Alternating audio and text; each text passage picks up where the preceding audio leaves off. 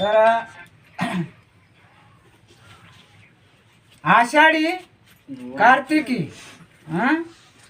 म्हणजे आषाढी कार्तिकी एकादशीला साधू संत येती देवा तुझ्या दर्शनाला. मग आषाढी कार्तिकी एकादशीला साधू संत येती देवा तुझ्या दर्शनाला. तर आषाढी कार्तिकीला दर्शनाला जावा आणि हरिनाम घ्यावा. तर आपण काय करतो, आषाढी कार्तिकीला जात नाही, एरी जातात. माझंही जाणं होत नाही, सांगतोय आपण सांगे ब्रह्मज्ञान आणि आपणच कोरडे कोरडच कोरडच पाशा नाही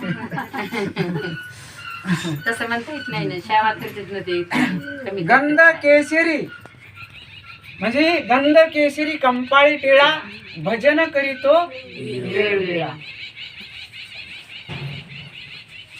मग आता तुकाराम महाराज भजन करीत होते, भक्ती करीत होते, पायी महिन्याला वारी करीत होते, पण आपल्याला जागेवर बसून बी काय भजन पूजन होत नाही, काय नाही. नेनो काही देवा झाली उतराई आणि माग लागे पायी बाळ जैसा. बहु गंगा गोदे शुद्ध बीज पाहे आणि प्रंजाळीले पाय विटी सहित. जन्मली जननी जाय ठाई उत्तम हरवाय श्रम भाविकास. मग आपली म्हणजे जनाबाई पवित्र कुळात जन्मली.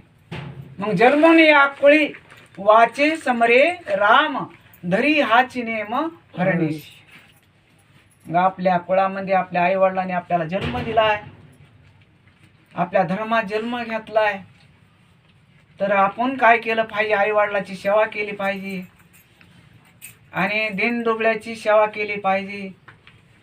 तर आपल्याला आई वडील घरीच गुरु ज्याला असतील ती, आणि जी भाग्याची आहे व तिचा पती तिचा तिला देव. मग जी काय आहे व असन तिचा पती तिला म्हणजे घरीच देव आहे.